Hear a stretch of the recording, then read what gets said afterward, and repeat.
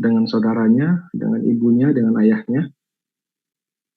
Oleh karena itu, tentunya situasi ini mestinya kita gunakan semaksimal mungkin untuk mensyukurinya kepada Allah Subhanahu wa Ta'ala, dan tentu tidak lupa juga untuk mendoakan saudara-saudara kita yang saat ini sedang berjuang, ya, untuk kemudian bisa setidaknya untuk bertahan hidup barangkali, ya. Lebih jauh daripada itu, ya, bagaimana agar bisa mengusir penjajah dari negerinya yang kurang lebih sudah sekitar 75 tahunan ke atas, untuk kemudian mereka diinvasi oleh sebuah entitas sebetulnya, tapi entitas ini ternyata powernya luar biasa, bahkan kekuatan internasional mendukung mereka, ya, yang hari ini sedang menghegemoni dunia. Dan ironinya, saudara-saudara seakidahnya nggak bisa ngapa-ngapain. Insya Allah nanti kita coba lihat atau feedback, ya, sedikit tentang sejarah bagaimana mulai invasinya Palestina, kemudian sebetulnya sebelum ada Zionis di sana itu Yahudi itu udah ada sebetulnya. Ada Nasrani, ada tiga agama kan sebetulnya di sana tuh di Al-Quds. Bahkan sejak zamannya Umar bin Khattab, di mana pertama kali di Futuhat oleh Islam, itu para rohib-rohib, para pendeta itu justru secara sukarela memberikan kunci Al-Quds, kunci pintu Al-Quds itu kepada Umar bin Khattab, karena mereka percaya dengan memberikan amanah itu kepada Umar bin Khattab dan Islam, insya Allah keamanan dan kedamaian akan terjaga. Bahkan beberapa hari kemarin, Yahudi yang masih pure dan asli tinggal di sana tuh, mereka sempat protes dengan Zionis kan. Bahkan sempat sedikit ada keributan, ya, ada keributan antara orang-orang Yahudi yang masih pure menjaga ajaran-ajaran kitab Tauratnya itu, ya. Mereka sangat tidak setuju sebetulnya dengan keberadaan Zionis, Israel yang hari ini ada di daerah Palestina, yang menginvasi Palestina. Ini ceritanya tidak singkat, ya, bahkan bertahun-tahun, dan perjuangan untuk mengadakan entitas ini juga luar biasa panjang, ya. Pengorbanan mereka juga tidak main-main, bahkan mereka rela juga mengorbankan nyawa, harta, dan sebagainya agar entitas ini bisa berada di jantungnya Palestina atau bumi Syam. Itu sekilas terkait dengan apa yang akan kita bahas pada Deep Talk malam hari ini. Jadi Deep Talk edisi spesial, ya. Biasanya kita fokus pada isu-isu ekonomi.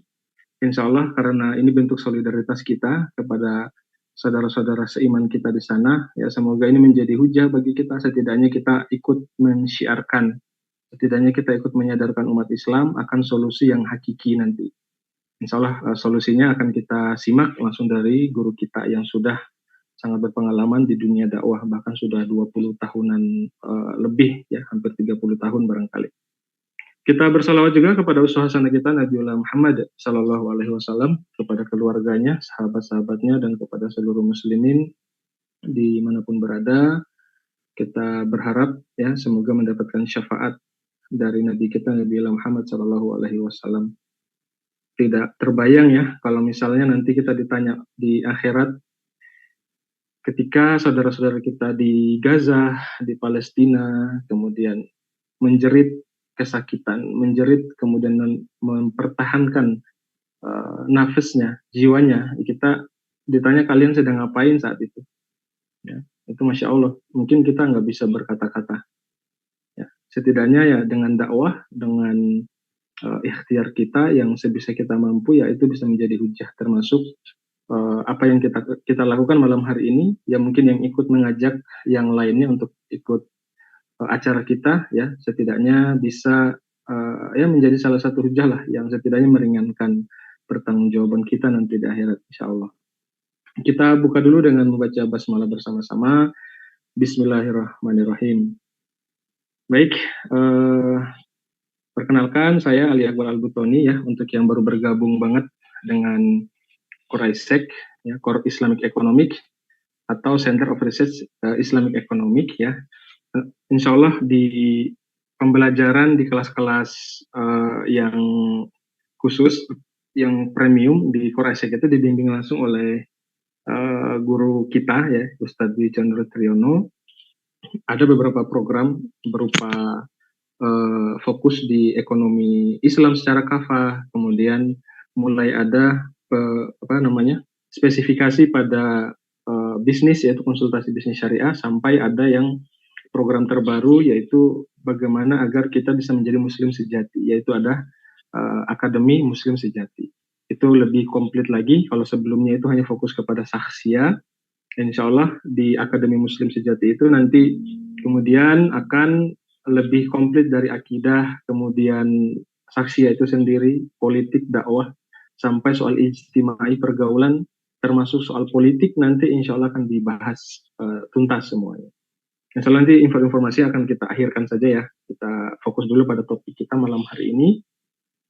Untuk itu langsung kita share ya beberapa fakta agar nanti Ustadz kita lebih fokus pada solusi dan mungkin bisa lebih interaktif ya dengan Bapak Ibu sekalian atau yang ada di room Zoom dan juga yang ada di live chat di live streaming YouTube ya di Core Isaac TV. Ya, ahlan wa sahlan semuanya. Yang belum bergabung di grup-grup Core Isaac silakan bergabung, karena insya Allah kita juga secara berkala ada diskusi-diskusi di sana ya. Lebih banyaknya tentang ekonomi, lebih banyaknya juga tentang bisnis, namun hal-hal yang terkait juga biasanya kadang juga kita bahas ya. Jadi silahkan bagi yang belum bergabung di grup-grup kita yang Core Isaac, khususnya di diskusi komunitas ya, untuk yang belum ikut program. Kalau yang sudah ikut program biasanya ada diskusi member juga khusus gitu ya. Atau kalau misalnya grupnya sudah terlalu banyak yang WA, pengen yang ringan tapi ingin tetap update, itu bisa ikut channel Core Isaac ya. Itu kita di sana akan ada update informasi terkait dengan program-program kita insya Allah. Baik, kalau yang mau sambil berkenalan silakan ya, namanya dari kota mana. Mungkin malam hari ini spesial, karena edisi spesial kita saling mengirimkan doa barangkali ya, khususnya saudara-saudara kita yang ada di Gaza yang hari ini sedang berjibaku untuk kemudian mempertahankan dirinya, nafasnya, dan keluarganya, dan juga daerahnya tentunya yang kabarnya akan ada genosida nih. Nah kalau sudah genosida, berbahaya banget ini ya. Bisa pemusnahan massal. Tapi insya Allah ya, saudara-saudara pejuang atau mujahid kita di sana tentunya tidak hanya diam pasrah begitu saja, tapi sudah ada strategi-strategi yang mereka siapkan. Bahkan sudah berani mendeklar tadi, jika Israel berani masuk ke wilayah Gaza, maka akan dijadikan tempat kuburan mereka lah di situ ya, untuk kemudian terjadi perang yang sengit nanti insya Allah. Ya semoga Allah bantu. Bahkan beberapa hari ini cuaca di sana sangat buruk ya. Terjadi banjir, ada badai yang berwarna kuning yang kemudian melanda Israel dan sekitarnya, sehingga menunda rencana invasi atau serangan darat, katanya seperti itu. Baik, topik kita hari ini, kapan Palestina bisa bebas dari penjajahan? Tentunya ini pertanyaan sangat dalam sekali, ya, dan pertanyaan ini tidak sederhana, karena kita sudah 75 tahun lebih menyaksikan saudara-saudara kita di sana luar biasa perjuangannya, namun ternyata masih belum bisa benar-benar bebas dari penjajahan. Baik, kita mulai dari fakta terupdate situasi Palestina. Tadi saya coba searching, ya, kita coba searching update berita terbaru dari saudara-saudara kita di Palestina, di Gaza. Ada info resmi dari Kementerian Palestinanya, ini kurang lebih korban terbaru seperti ini ya, Selasa 17 Oktober. Yang meninggal sudah 2.837, luka-luka sekitaran 12.000 orang ya. Ini kalau mau langsung akses beritanya ada di Telegram, di info Palestina terkini. Itu biasanya diupdate hampir setiap jam. Beberapa kali dalam sehari itu dia sering kirim-kirim informasi terbaru. Akibat agresi Israel yang terus berlanjut di jalur Gaza Sabtu pagi sampai saat ini. Sebetulnya kemarin ada juga yang mengatakan serangan ini merupakan respon dari serangan Hamas, sehingga tidak sedikit juga yang menyalahkan Hamas untuk kemudian kenapa menyerang Israel kalau tidak mau diserang balik kan gitu. Bahkan ada beberapa yang dikatakan labelnya asatis atau ustadz, itu justru seolah-olah mengatakan itu skenario daripada Israel, ya. Hamas ini bagian daripada Israel untuk membunuhi warga Palestina, ya. Masya Allah, luar biasa nih ya. Khawatirnya ini bagian daripada proksi-proksi, karena secara resmi kemarin Benjamin Netanyahu itu sudah merilis informasi bahwa mereka juga menggerakkan buzzer-buzzer di seluruh dunia untuk memojokkan Palestina dan seterusnya. Nah, ini kurang lebih update terbaru, info korban di jalur Gaza sudah 2.800-an yang meninggal dunia, kemudian 12.000 itu luka-luka, baik luka ringan maupun luka berat. Nah, kemudian kita coba tarik sedikit ke belakang. Kita lihat coba muasal-muasal problem Palestina itu sebetulnya seperti apa. Nah, ini orang yang benar-benar bisa dikatakan berjasa lah ya bagi bangsa Yahudi, Theodor Herzl. Ya, Theodor Herzl ini bapak Zionis internasional ya, dia penganggas berdirinya negara Yahudi. Mengapa ia sampai pada ide tentang pentingnya negara bagi komunitas Yahudi? Karena saat itu ada peristiwa-peristiwa yang cukup merugikan bangsa Yahudi sebetulnya di Eropa Timur, ya, penindasan-penindasan lah, sampai ada istilah-istilah kaum Semit dan seterusnya. Istilahnya mereka termarginalkan lah di beberapa daerah termasuk di Eropa itu. Dalam pikirannya semua penindasan itu akan bisa diakhiri ya bila orang Yahudi memiliki negara sendiri, ditambah dengan doktrin tentang tanah terjanji. Jadi dia orang politik sebetulnya, Theodor Herzl. Cukup cerdas dan licik juga sebetulnya ya. Nanti ada beberapa scene yang kemudian akan kita perlihatkan bagaimana rencana-rencana Theodor Herzl ini untuk kemudian upayanya mendirikan negara Israel atau Yahudi. Nah, kemudian tanah terjanji itu ini ya, yang ada dalam perjanjian lama sebetulnya.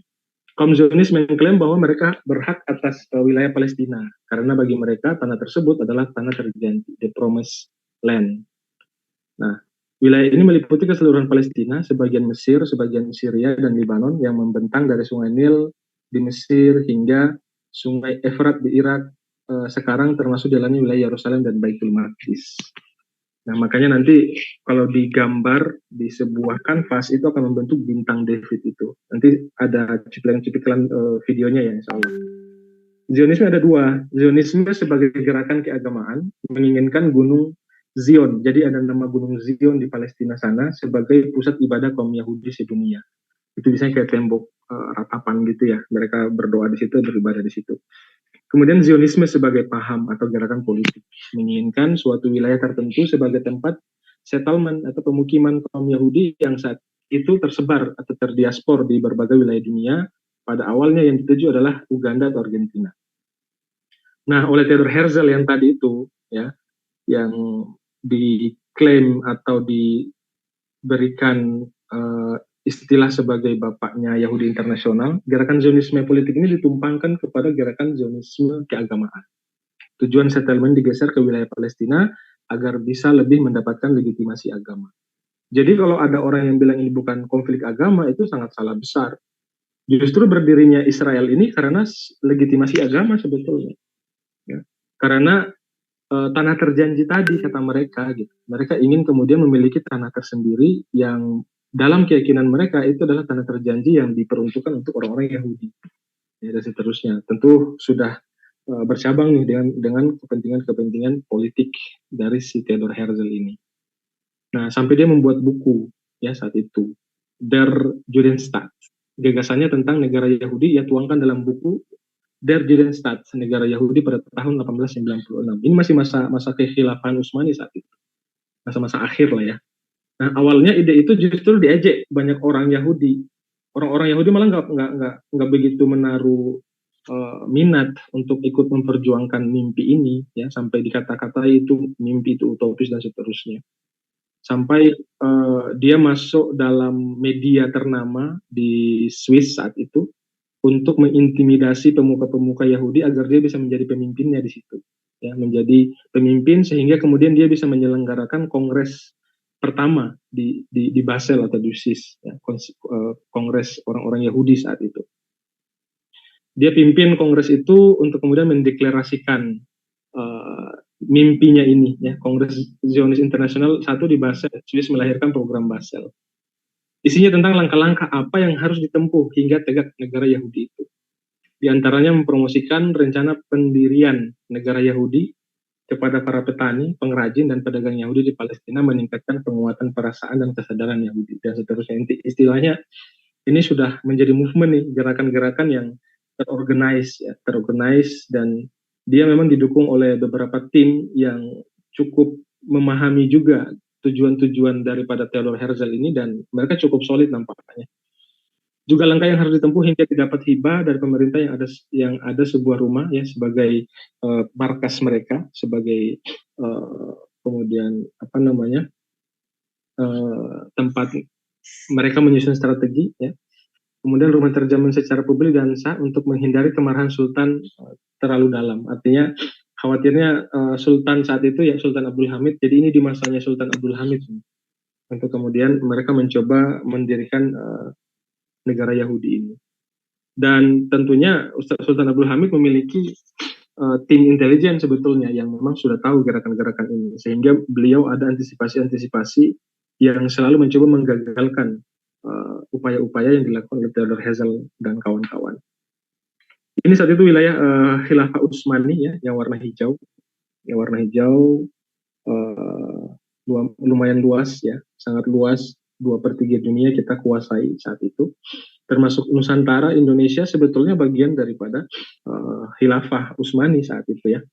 Bahkan kita tidak dengan jalur peperangan, jadi kita itu bukan Khorojiyah, malah kita adalah Usuriyah, karena sultan-sultan yang ada di Nusantara ini kemudian secara sukarela, ikhlas, ridho untuk kemudian masuk ke dalam wilayah khilafah agar menjadi bagian daripada khilafah saat itu, sehingga adanya Wali Songo dan sebagainya, gitu, ya. Itu sejarah daripada dakwah di Nusantara lah, ya. Insya Allah bisa kita dalami masing-masing, atau referensi ke guru-guru kita yang memang pakar di sejarah. Intinya gambaran geopolitik atau geografisnya kekuasaan Khilafah Utsmani yang warna hijau ini, ya, saat itu.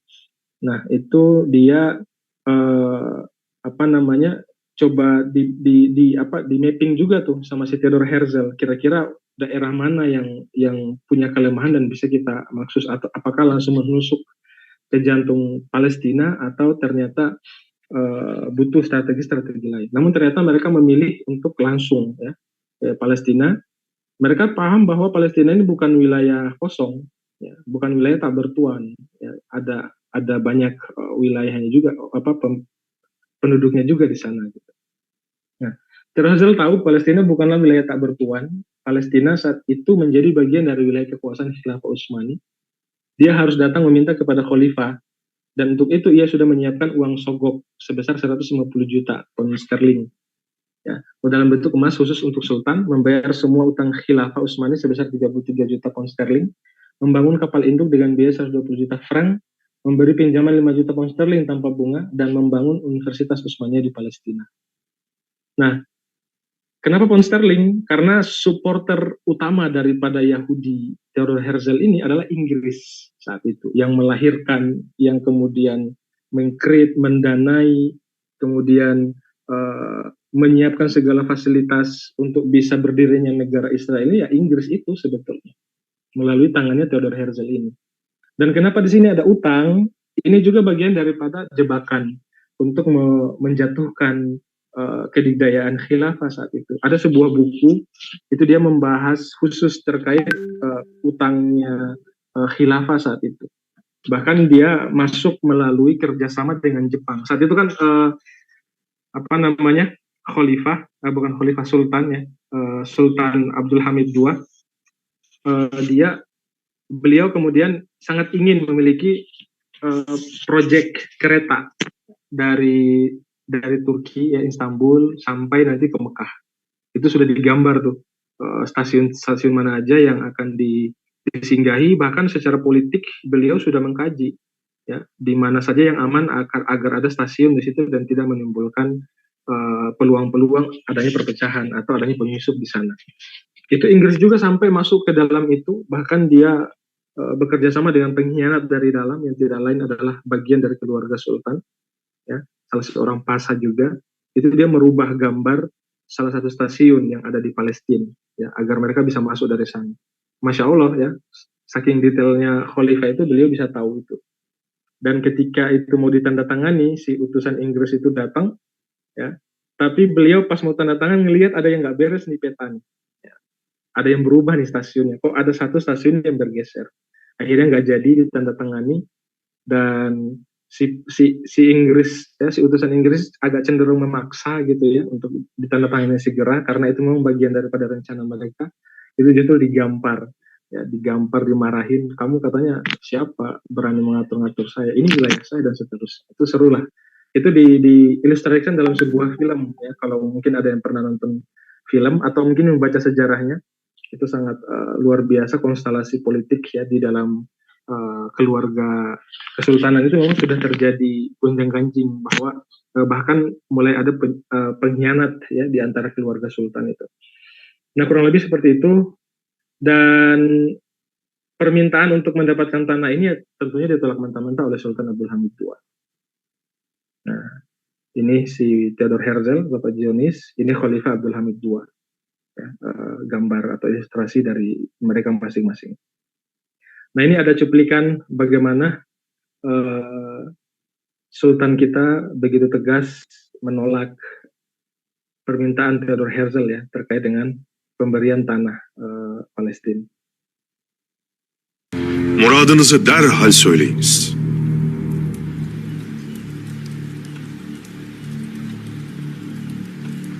Toprak istiyorum. Kudüs'te Yahudiler için toprak istiyorum. Benim Suriye ve Filistin alaylarımın askerleri Plevne'de birer birer şehit düşmüşlerdir. Bir tanesi bile geri dönmemek üzere hepsi muharebe meydanını kanlarıyla sulamışlardır.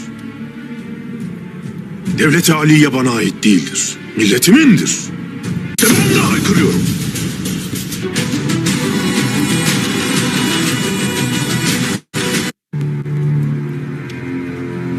Muradınızı derhal söyleyiniz.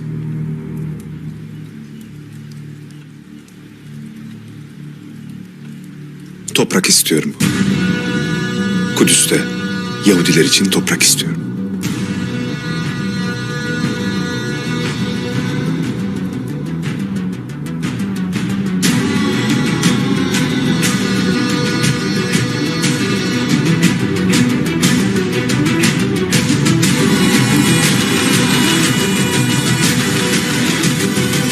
Onlara Filistin'de toprak verin. Bir yurtları olsun. Malumunuz, maddi olarak oldukça güçlü Yahudiler var. Bu iyiliğiniz karşılıksız bırakılmaz. Osmanlı'nın Avrupa'da biriken bütün borçlarını kapatabiliriz. Sizden tek isteğim, onlara Filistin'de toprak verin. Bir avuç toprak, bir yurtları olsun.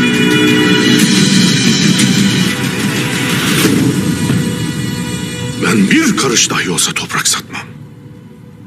Zira bu vatan bana değil, milletime aittir. Milletim bu toprakları kanlarıyla mahsuldar kıldılar. O bizden uzaklaşıp ayrılmadan biz tekrar kanlarımızla örteriz.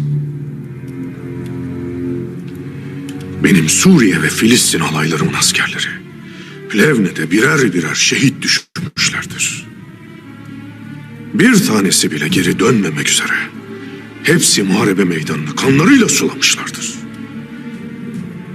Devlet-i Aliye bana ait değildir, milletimindir.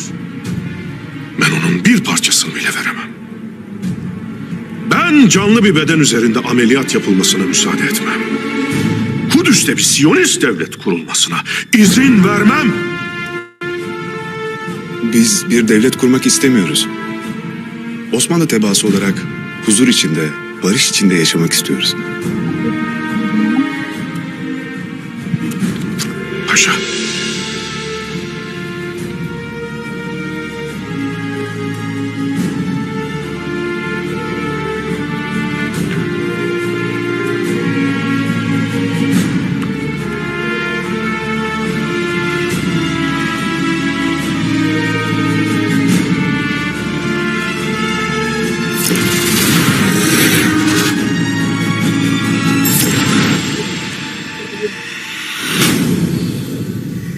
ortadaki Davut yıldızı. Ya. Peki alttaki ve üstteki mavi çizgi? Sadece bir işaret. Hiçbir manası yok. Manasını unuttuysanız hatırlatayım Bay Herzl. Nil ve Fırat arası. Siz bu bayrağı çizerek emelinizin arz-ı mevut olduğunu ilan ettiniz. Nil ve Fırat arasında bir Siyonist devlet kurmak istediğinizi haykırdınız. İşte ben de haykırıyorum. Ben yaşadığım sürece böyle bir devlet kurulmayacak. Buna mani olacağım. Yıkın! Destek.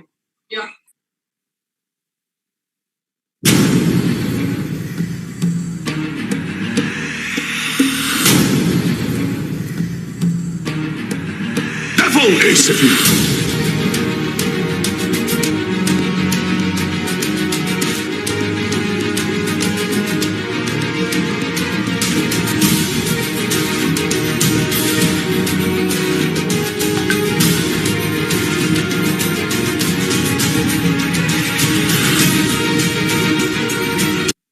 Ya, kurang lebih seperti itu ya. Muradınızı derhal söyle. Kurang lebih cuplikannya ya. Kata Khalifah Abdul Hamid II, nasihati Dr. Herzl supaya jangan meneruskan rencananya. Aku tidak akan melepaskan walaupun segenggam tanah Palestina karena ia bukan milikku. Tanah itu adalah hak umat Islam. Umat Islam telah berjihad demi kepentingan tanah ini dan mereka telah menyiraminya dengan darah mereka. Kurang lebih seperti tadilah ilustrasinya ya. Jika daulah khilafah Utsmaniyah dimusnahkan pada suatu hari, maka mereka boleh mengambil Palestina tanpa membayar harganya. Dan itu terbukti kemudian di zaman kita sekarang, ya itu luar biasa ya, persekongkolan atau skenario-skenario yang dimainkan oleh Inggris dan Amerika saat ini yang merawat dan membesarkan Israel untuk kemudian mengambil alih tanah Palestina. Akhirnya setelah tadi ditolak, itu kemudian muncul rencana bagaimana caranya agar khilafah Utsmani itu bisa dilenyapkan, karena itu menghalangi mimpi daripada orang-orang Yahudi untuk memiliki negara sendiri atau negara Israel. Di luar negeri sebarkan paham nasionalisme dan didorong meregarakan separatisme yang terjadi di Yordan, Saudi Arabia, Inggris juga saat itu mulai merongrong dan memprovokasi Saudi Arabia ya, atau Jazirah Arab, saat itu belum ada Saudi Arabia. Ya, untuk kemudian mereka memprovokasinya itu bahwa Islam itu lahirnya dari Arab. Kenapa kalian mau dipimpin sama orang-orang yang non-Arab, yaitu Turki? Harusnya dikembalikan saja di Arab gitu ya, untuk kemudian bisa menjadi pemimpin dunia kembali. Pokoknya diprovokasi lah. Sampai kemudian ada perang saudara saat itu pecah ya, itu semua ulah Inggris dan kawan-kawan termasuk Perancis ya. Dalam negeri dirongrong dengan pemikiran bahwa khilafah lemah karena Islam, khilafah Utsmani harus dilemahkan, didorong terlibat dalam Perang Dunia I dan seterusnya. Perang Dunia I ya bersekutu dengan Jerman, padahal itu semuanya skenario, termasuk utang yang ribuan dolar tadi itu jebakan Jerman ya, untuk kemudian Jerman saat itu sebagai pimpinan proyek kereta dari Utsmani menuju Mekah, ya, Jazirah Arab, itu diambil alih oleh Jerman, namun membutuhkan dana biaya besar, ternyata itu dimasukkan jaminannya ke bank ya, atau ke bank, untuk kemudian secara tidak disadari khilafah terjebak utang yang luar biasa, akhirnya diskenariokan lagi untuk ikut Perang Dunia I dan dibuat agar kalah ya, sehingga bisa dibagi-bagi wilayah Daulah Utsmani saat itu. Lahir perjanjian Sykes-Picot, wilayah kekuasaan Turki Utsmani di Timur Tengah kemudian dibagi-bagi, para pemenang perang dengan batas-batas yang ditarik serampangan. Ya seperti bagi-bagi kue gitulah ya, untuk kemudian bisa dinikmati oleh para sekutu yang katanya saat itu menang. Padahal kemenangan mereka juga skenario dari negara-negara yang terlibat ini. Dan saat itu memang motor penggeraknya adalah Inggris dan Prancis. Amerika itu belakangan munculnya ya, sebelum kedidayaan Inggris dan Prancis. Setelah itu diperkuat lagi dengan Balfour ya, deklarasi Balfour, untuk kemudian mempertegas adanya komunitas Yahudi di Inggris dan cita-cita mereka untuk mendirikan negara di Palestina. Dimulailah aneksasi wilayah Palestina secara resmi saat itu. 1917. Nah, ini kurang lebih isi perjanjian atau apa namanya deklarasi Balfournya ya untuk mendukung orang-orang Yahudi. Jadi memang rencananya luar biasa panjang nih, dari apa namanya dari jauh-jauh hari, bahkan dari zaman khilafah itu masih ada, mereka sudah menyiapkan semuanya. Sampai akhirnya secara bertahap orang-orang Yahudi di seluruh dunia pindah ya, dieksoduskan ke daerah Palestina yang tadinya katanya minta beberapa peta ya, diisi semuanya. Ini secara bertahap dari tahun 1920 sampai 1929 ya, 5.000 orang sampai 33.000 orang di tahun 25. Ini masa-masa runtuhnya khilafah itu luar biasa banyak nih. Yang kemudian akhirnya mereka pindah ya ke daerah Palestina. Nah, sampai 1939 ya, ini jadi secara bertahap makin banyak dari semua Yahudi yang ada di seluruh dunia dipanggil untuk segera merapat ke Palestina agar mereka bisa mendirikan sebuah negara sebagaimana cita-cita mereka di sana. PBB mengumumkan berdirinya negara Israel ya setelah Utsmani dinyatakan dibubarkan 1924. Israel dapat 50% tanah wilayah Palestina, ya, kurang lebih seperti ini. Ya, dan seterusnya State of Israel born ya. Jadi kelahirannya itu diumumkan oleh PBB ya, dan seterusnya karena memang itu bagian daripada proyek internasional mereka. Itulah kenapa saat ini agak susah untuk kemudian bisa dihilangkan entitas Yahudi ini, karena untuk mengimbangi kekuatan internasional ini umat Islam saat ini belum ada sama sekali. Kita nggak bisa berharap sama Hamas, ya. Kita nggak bisa berharap sama mujahid-mujahid kita di sana gitu. Memang harus ada negara, ya, harus ada negara agar bisa face to face. Theodor Herzl sendiri tidak sempat menyaksikan berdirinya negara yang diimpikan itu karena keburu meninggal 1904, 7 tahun sejak ia melontarkan gagasan Yahudi akhirnya dideklarasikan. Kemudian dia dijadikan sebagai tokoh lah ya, yang disebut secara khusus dan secara resmi diberi sebutan Bapak Negara Yahudi. Jadi ini otaknya Yahudi itu di orang ini nih. Ya, kalau kita kenal konsep dosa jariah, mungkin orang ini yang paling banyak nih. Hanya kan memang dia nggak beriman kan, jadi insya Allah semuanya bisa dikumpulkan ke orang inilah di akhirat nanti. Semoga seperti itu insya Allah. Wilayah Palestina dan Israel dari masa ke masa, ya, yang tadinya warna merah ini apa namanya bagian daripada Palestina semua, mereka mulai masuk di titik-titik menyebar ya. Kemudian ternyata tidak lama, kurang lebih sekitar 1 tahun saja ya, 1946 1947 itu lumayan biasa itu, luar biasa pergerakannya untuk menguasai seluruh tanah Palestina ya, dan seterusnya. Kemudian ini kurang lebih gambaran map-nya ya. Ini 2020 masih kurang lebih sama, Gaza ada di pojokan sini. Ini perbatasan dengan Mesir, Yordan, dan sayangnya sampai dibantai dan berdarah-darah pun Mesir ini nggak berani untuk membuka perbatasan yang ada di Gaza ini. Walau mereka kekuatan apa yang menghalangi itu, ya. Kemarin sempat ramai juga sih, mereka rakyat Mesir itu masih peduli dengan berbondong-bondong menggendong tas makanan tuh ke daerah perbatasan untuk memberikan kepada saudara-saudara Muslim di Gaza, di perbatasan. Derita Gaza, ya ini, jadi kayak penjara besar nih Gaza nih. Penjara terbesar di dunia memiliki 8 pintu, 1 pintu Rafah menuju Mesir, 7 pintu lainnya menuju Israel. Satu-satunya pintu yang masih terhubung dengan saudara Muslim itu ya Mesir ini, Rafah, pintu Rafah. Namun itu nggak bisa dibuka sembarang juga. Ya, mereka juga takut untuk kemudian dihajar sama Israel. Sebetulnya bukan sama Israelnya, tapi mungkin sama kekuatan internasionalnya tadi itu. Ya. Jadi masih belum punya cukup nyali untuk menolong saudaranya yang bahkan tinggal buka pintu saja dia udah bisa bantu banyak sebetulnya. Nah, kemudian lewat perjanjian Camp David, pintu Rafah hanya boleh dibuka atas izin Tel Aviv dan Washington. Ya otomatis Israel dan Amerika. Selain daripada dua ini nggak bisa kemudian itu dibuka. Itu akan dianggap sebagai penjahat internasional atau sebagai teroris. Nah ini terowongan-terowongan yang coba dibuat, bahkan beberapa senjata-senjata yang kemarin akhirnya bisa digunakan untuk menyerang Israel, itu konon ada terowongan-terowongan baru yang dibuat, bahkan juga dari jalur-jalur laut ya. Nah, dikelilingi tembok setinggi 23 meter, jadi benar-benar penjara terbesar di dunia nih. Ya, sebelum bombardir, setelah dibombardir seperti ini. Nah, blokade Gaza dimulai 12 Juni 2007 yang menyebabkan tingkat kemiskinan 60%. Pokoknya sangat menderita lah saudara-saudara kita di sana. Pertumbuhan populasinya Masya Allah luar biasa cepat juga. Bahkan beberapa muslimah-muslimah itu bisa melahirkan anak kembar ya, sekaligus. Dan Masya Allah akhirnya mereka juga tumbuh sebagai mujahid-mujahid baru yang mempertahankan keluarga dan juga tanah Palestina di sana. Derita Gaza, derita Palestina, derita umat Islam sedunia. Jadi bukan problem mereka saja, tapi juga itu problem kita, insya Allah. Seperti itu ya situasinya. Jadi harusnya kita merasakan sakit juga, merasakan pilu, sedih, duka juga terhadap mereka. Derita Al-Aqsa, yang ini kiblat pertama kita, ya, ini kurang lebih gambarannya seperti ini. Yerusalem, Baitul Maqdis termasuk Masjidil Aqsa, yang dikuasai oleh kaum Zionis. Gambarannya seperti ini secara utuhnya, ya.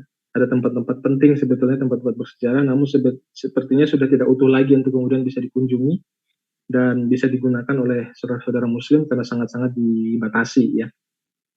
Nah, kurang lebih begini, ya ini situasi saudara-saudara kita di sana. Nah, bagaimana dengan nation state? Ya ini termasuk penjajahannya juga sebetulnya. Kita nggak bisa berharap dari hal ini. Jadi kalau ada Muslim yang masih berharap sama PBB, berarti dia nggak paham sebetulnya problem yang terjadi di sana. Ya, apalagi mengharapkan solusi nyata dari PBB, wah mohon maaf, nggak akan pernah terjadi. Justru akan semakin menyengsarakan saudara-saudara kita di sana.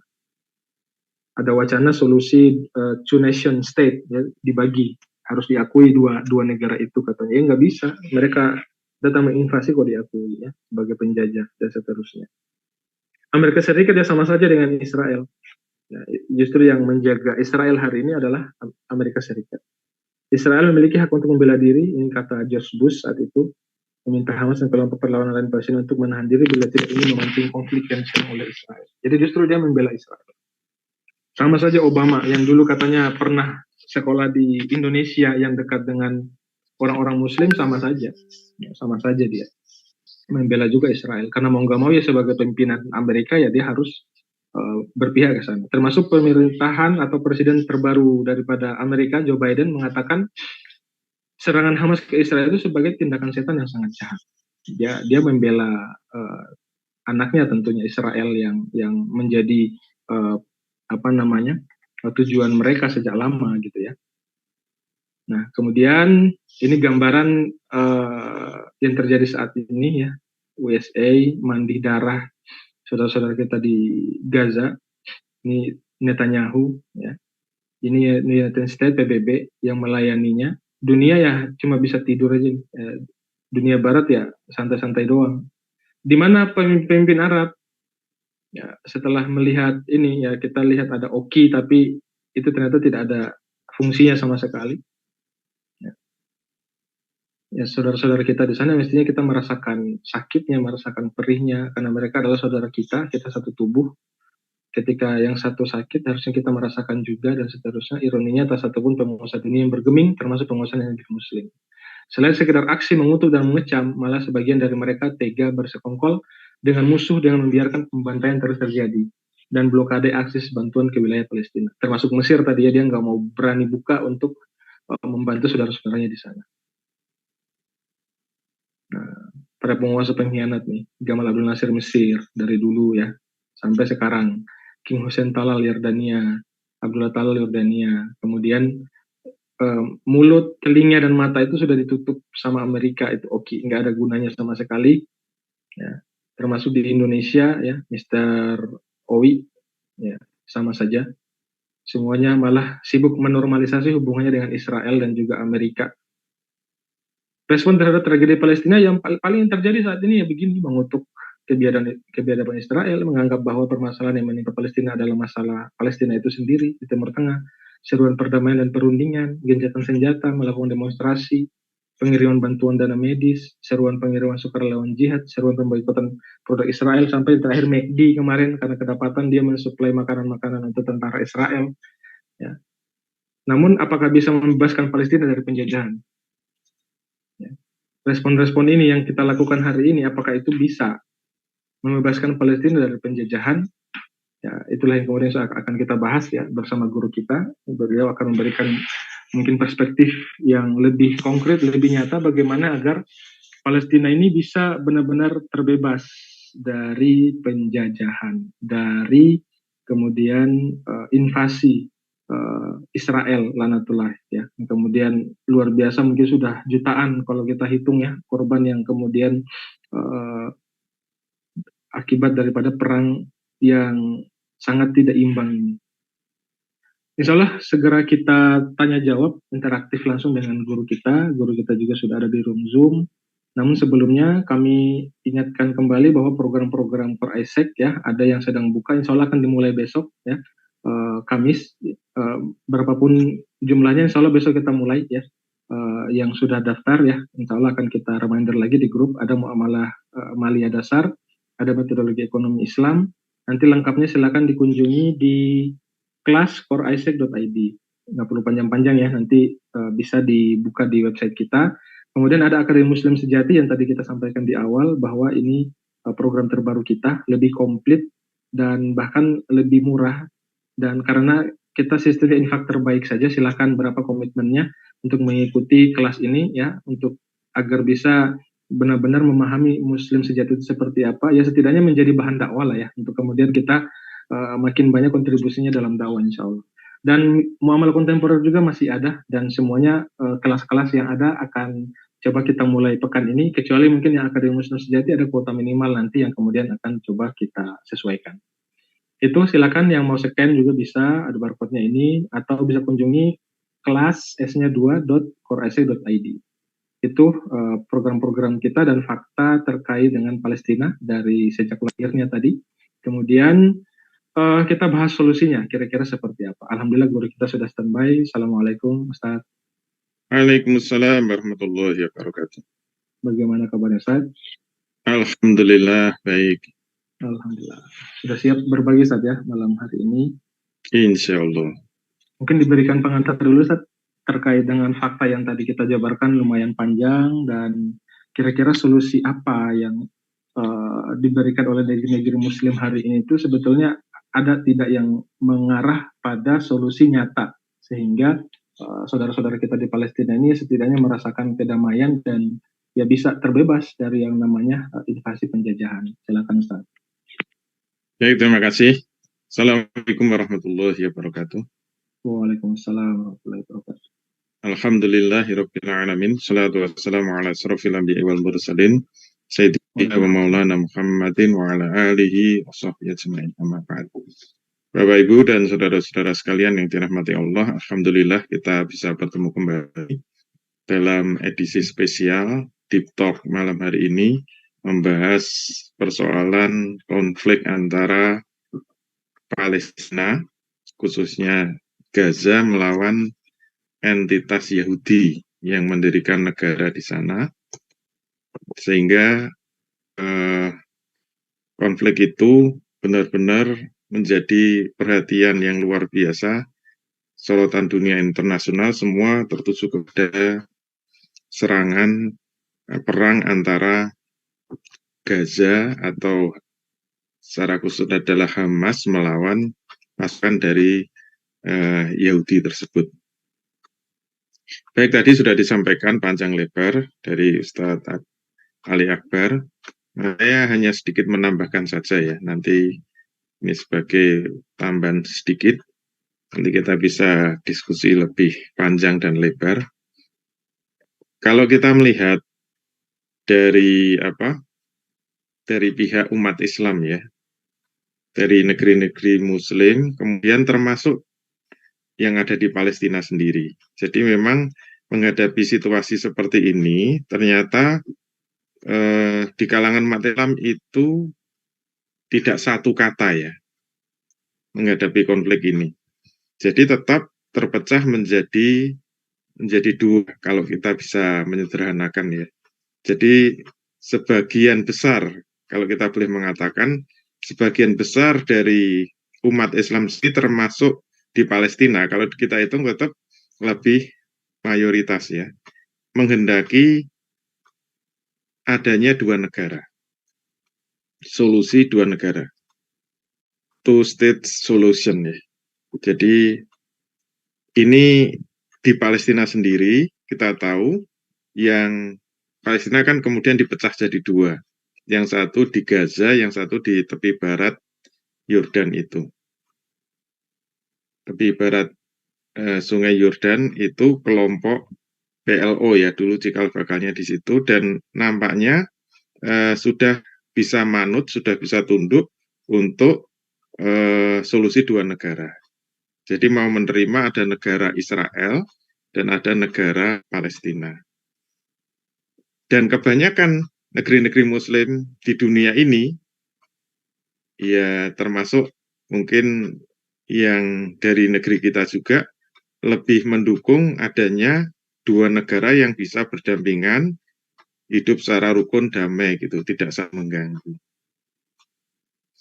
Nah, itu satu fakta yang seperti itu. Tapi fakta yang lain, sebagian dari umat Islam, termasuk yang ada di Palestina, khususnya yang ada di Gaza ya, yang ada di Gaza tetap perjuangannya tegas bahwa apa yang diperjuangkan oleh rakyat Gaza, rakyat Palestina yang ada di Gaza, yang direpresentasikan pasukannya itu oleh Hamas, itu menghendaki ya Israel harus dilenyapkan dari atas Palestina, harus dihilangkan. Jadi perjuangannya tegas, Israel itu penjajah, Israel itu berdiri secara ilegal, robot, mencaplok, bahkan mengusir, menindas rakyat Palestina, maka solusinya hanya satu. Ya, Israel harus diusir, negara Israel harus dihilangkan. Oleh karena itu,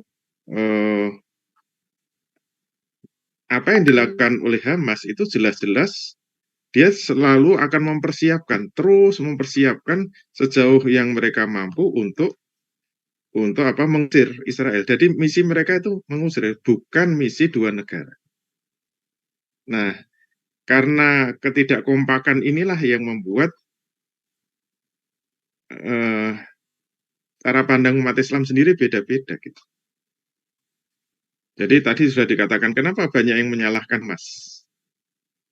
Banyak suara-suara yang menyalahkan Hamas karena apa? Karena dianggap Hamas itu mengganggu ketenangan, ketertiban. Sudah enak-enak berdiri di berdampingan dua negara itu kok malah mengganggu. Ya namanya kalau mengganggu ya bikin marah, kemudian pembalasan lebih besar, lebih kejam. Itu karena memiliki sudut pandang bahwa solusi adalah dua negara. Jadi kalau pandangannya seperti ini pasti akan menyalahkan Hamas. Yang mulai siapa? Yang ganggu duluan siapa? Mereka baru enak-enakan pesta-pesta, hari libur, tahu-tahu diserang. Ya, kalau mereka kemudian membalas, ya tentu akan dianggap sebagai hal yang wajar.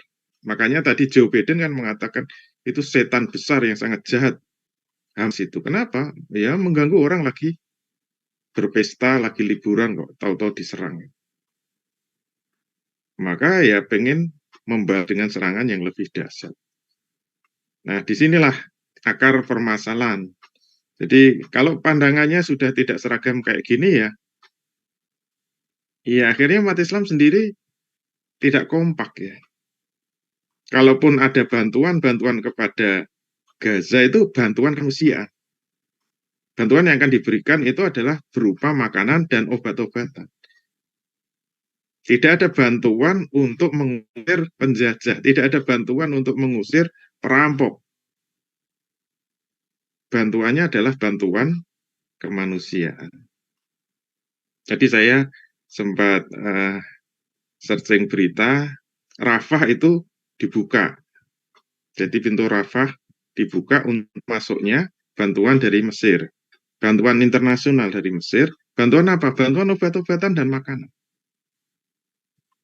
Bukan bantuan senjata, bantuan obat-obatan dan makanan. Nah, kalau seperti ini ya berarti apa? Pandangan internasional dari dunia muslim sendiri tetap masih menganggap bahwa yang solusi yang benar itu dua negara dan pasti akan menyalahkan Hamas, menyalahkan Gaza. Nah, oleh karena itu tidak akan ada bantuan yang real kecuali ya bantuan kemanusiaan. dengan hati yang maklum. Ya salahnya sendiri kamu kayak gitu, makanya sekarang kalau diantemi, sekarang kalau diserang oleh Israel ya salah kamu sendiri. Maka ya yang paling bisa dilakukan ya kalau ada yang terluka nanti diobati. Ada yang lapar kasih makan. Ya sejauh hanya seperti itu. Sampai pasrah menunggu selesainya bombardir dari Israel.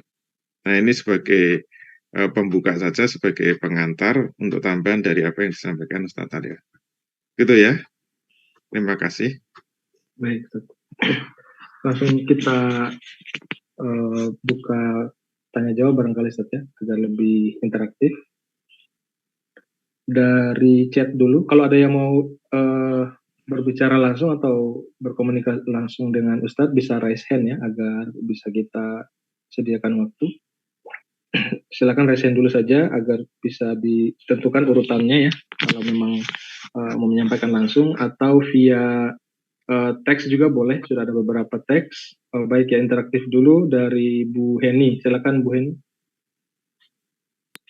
Terima kasih atas waktunya. Assalamualaikum warahmatullahi wabarakatuh. Waalaikumsalam. Saya agak kurang update mengenai asal muasal, kan waktu awalnya Baitul Maqdis itu diserahkan oleh pendeta Sopronius kepada Khalifah Umar bin Khattab tanpa peperangan kalau lewat Umar bin Khattab. Waktu dengan gubernurnya Amr bin As. Ya, itu pakai peperangan, tapi dia nggak mau memberikan, malah bilang saya tuh mandatnya dari Umar bin Khattab. Setelah Umar bin Khattab datang cuman berdua naik keledai, langsung dikasih oleh pendetanya kunci Baitul Maqdis. Nah, pada saat itu orang Yahudi sudah ada di sana, tapi pendeta itu nggak suka, memusuhi orang Yahudi. Nah, tapi oleh Umar bin Khattab itu tidak diusir, biarin aja dia di sana hidup sama-sama dengan yang lain, dengan umat Islam dan lain-lain. Jadi ada cikal bakal orang Yahudi yang tidak diusir. Nah, mulai kapan Baitul Maqdis itu menjadi Palestina, kemudian Yahudinya menjajah Palestina, sehingga sekarang Palestina tinggal 25% menguasai Palestinanya sendiri, selebihnya oleh Israel. Nah, itu kan jelas itu miliknya Palestina, tuh tanahnya umat Islam. Nah, sebaliknya kalau di Indonesia, Rempang yang sudah dikuasai sekian ratus tahun oleh rakyat sendiri, sekarang diusir gitu loh. Rakyatnya bilang kalau mau itu dibuat proyek strategi ya nggak apa-apa lah, dampingan gitu. Tapi kan oligarki nggak mau, maunya diusir gitu. Jadi anomalinya yang di Indonesia milik sendiri malah diusir oleh asing dan disetujui oleh penguasa kita. Itu aja Ustaz pertanyaannya yang mengenai Baitul Maqdis menjadi Palestina, itu sejarahnya gimana? Saya belum menemukan ini yang tepat atau kurang lengkap lah pengetahuan saya. Itu aja Ustaz, terima kasih. Wassalamualaikum warahmatullahi wabarakatuh. Waalaikumsalam warahmatullahi wabarakatuh. Ya, terkait dengan Baitul Maqdis, apakah masuk tanah Horojiyah atau Usuriyah tadi ya, dengan perang atau tidak dengan perang, itu fixnya seperti apa? Iya, baik, terima kasih. Kapan Baitul Maqdis itu jadi Palestina? Jadi kita harus bedakan antara bangsa Palestina dengan negara Palestina ya.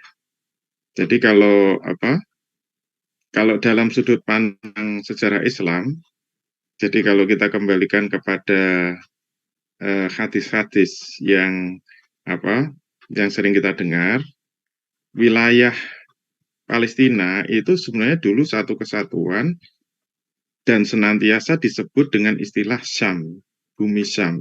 Disebut Syam itu sekarang jadi 4 negara ya. Yang pertama itu adalah Suriah atau Syria, kemudian yang kedua Yordania, yang ketiga Lebanon, dan yang keempat adalah Palestina. Nah, zaman Nabi itu disebut bumi Syam, itu wilayah Syam. Itu mungkin istilahnya ya satu provinsi. Nah, ketika di zaman Islam baru muncul, Syam itu di bawah kerajaan Bizantium. Jadi itu wilayahnya kerajaan Romawi, Romawi Timur. Romawi Timur yang Nasrani, agamanya Nasrani. Nah, oleh karena itu, wilayah Syam itu dulu satu kesatuan, satu provinsi yang merupakan bagian dari Romawi Timur atau Bizantium itu. Nah, kemudian ketika Islam muncul, dan misi Islam itu kan memang futuhat, membebaskan negeri-negeri, mulai di zaman Nabi, ketika sudah punya negara, yaitu di Madinah, negara Islam, Madinah, maka tugas dari Islam itu memang terus memperluas. Dari Madinah kemudian bisa futuhat ke Makkah, kemudian seluruh jazirah Arab itu bisa difutuhat oleh Islam, kemudian mulai bergerak ke wilayah Syam, wilayah Persia. Terus itu yang dilakukan oleh Islam. Nah, ketika di zaman Umar bin Khattab, disitulah Syam itu mulai jatuh. Jadi di dalam Syam itu ada Baitul Maqdis, ada Masjidil Aqsa itu yang kita kenal. Nah, ketika zaman Umar bin Khattab itu wilayah Syam, di dalamnya ada Baitul Maqdis itu sudah ditaklukkan oleh Islam, sudah ditaklukkan oleh Islam. Nah, oleh karena itu sejak saat itulah wilayah Syam itu adalah wilayah di bawah Islam. Nah, ibu kota dari Syam itu adalah Damaskus, ya, Damaskus. Itu di zaman Khulafaur Rasyidin itu sudah dikuasai oleh Islam.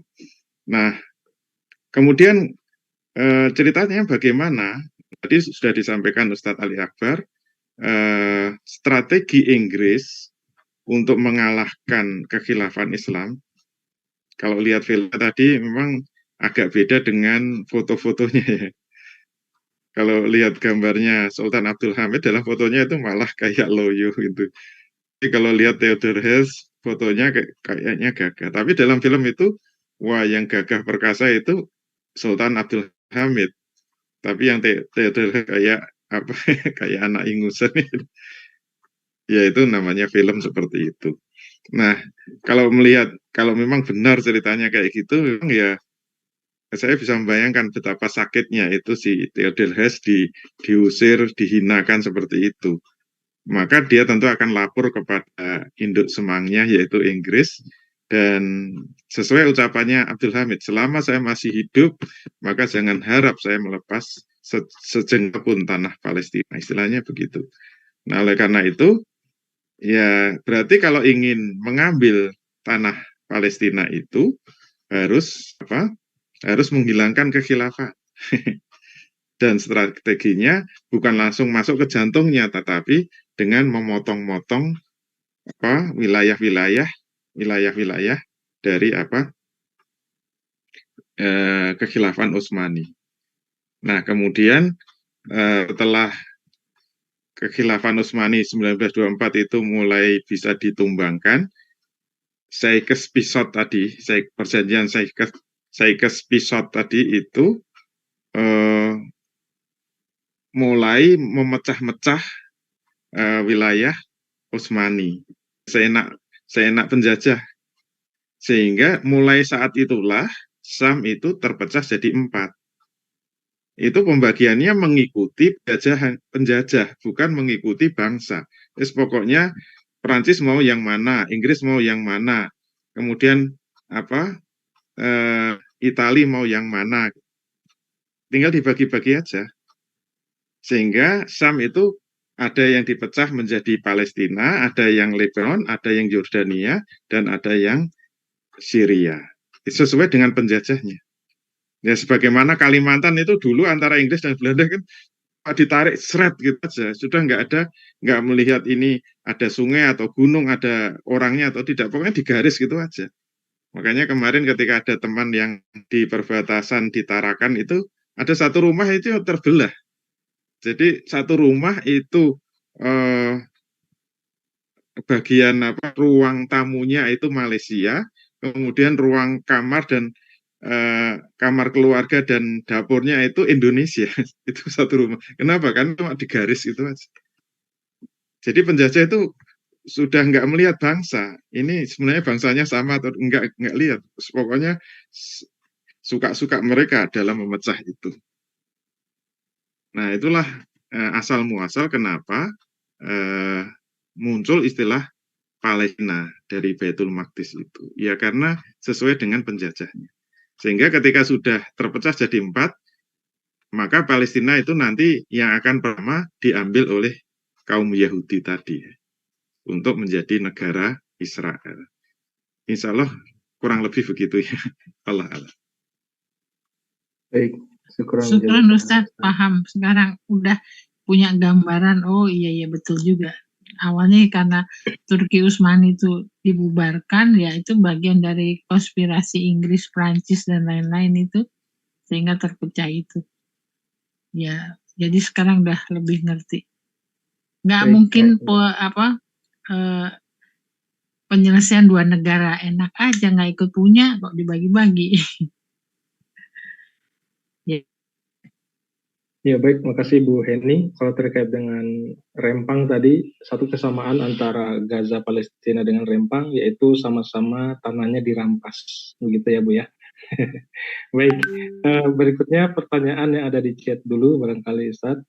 Dari Nida Maftuhin, izin bertanya, apakah Yahudi itu Israel Ustaz?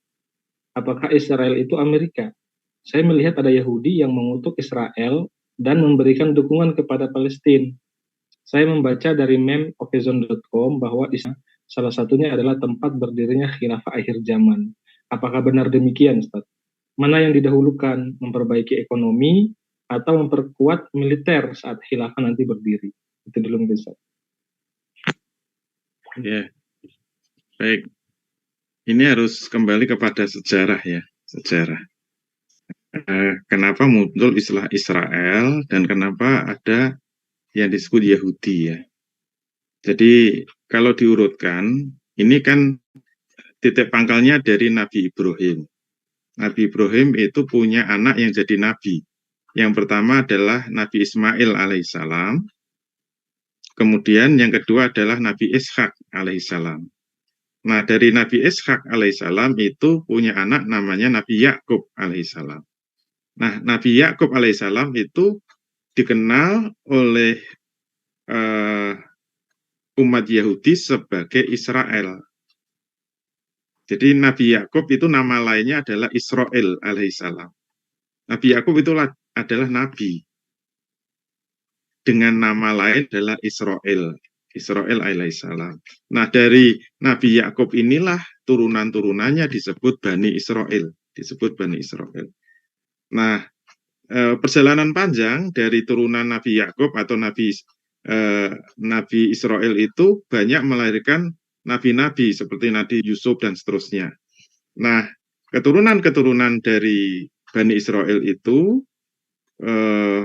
puncaknya itu ketika banyak ditulis dalam Quran itu ketika diturunkan Nabi Musa.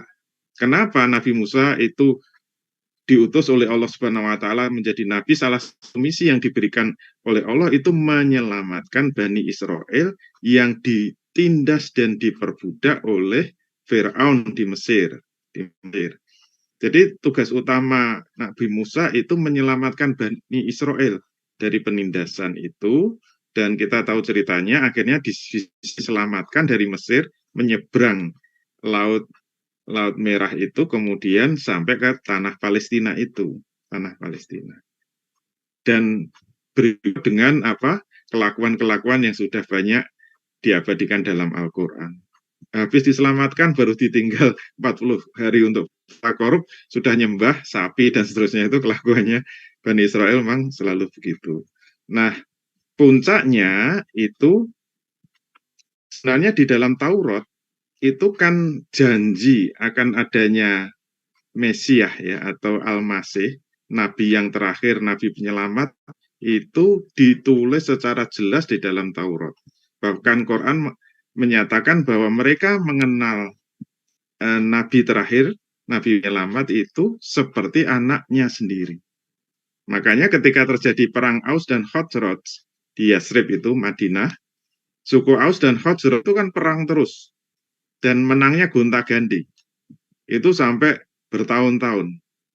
Nah, anehnya ketika ada yang kalah dari salah satu suku itu, kemudian diprovokasi oleh Yahudi. Orang-orang Yahudi memprovokasi, jangan khawatir, kamu sekarang kalah, nanti akan ada nabi terakhir, namanya Muhammad, dia keturunan Abdullah, ciri-cirinya seperti ini, yang akan membela kamu, menyelamatkan kamu. Nah, Aus kalah diprovokasi kayak gitu. Tapi nanti kalau gantian yang Khazraj kalah, juga diomongi sama orang Yahudi, jangan khawatir, nanti ada nama nabi terakhir, namanya Muhammad, dan seterusnya gitu. Sehingga orang-orang Madinah itu sampai hafal ciri-ciri nabi terakhir. Kenapa? Karena informasi dari orang Yahudi. Dan ternyata betul-betul Allah menurunkan nabi terakhir, yaitu Muhammad SAW. Tapi orang Yahudi kecewa berat. Gara-gara apa? Ternyata garis keturunannya tidak dari Bani Israel. Tidak dari Nabi Israel atau Nabi Yakub tadi. Padahal Nabi Yakub itu dari Nabi Ishak. Ternyata Nabi Muhammad kalau ditarik garis keturunannya itu dari Nabi Ismail alaihissalam. Itu yang membuat kecewa berat dari orang-orang Yahudi Bani Israel itu. Kenapa? Karena tidak dari Bani Israel. Nah, kekecewaan berat ini membuat mereka membuat mitos yang ditulis Roger Garaudi tadi di dalam buku yang lain yang diri di atas khayal dan dusta itu. Nah, kekecewaan mereka itu dirubah langsung menjadi mitos. Ini mitos ya. Mitosnya apa? Dia merubah yang dijanjikan tadi, yaitu nabi terakhir ya, yang akan membawa kemenangan sebagai penyelamat bagi Bani Israel, itu adalah Israel.